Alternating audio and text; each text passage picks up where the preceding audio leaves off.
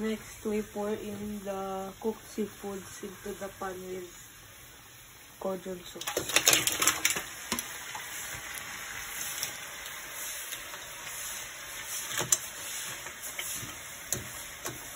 And then we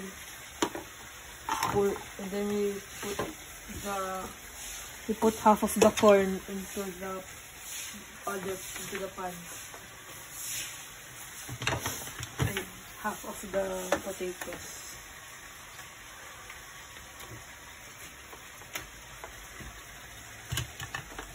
And then we mix it.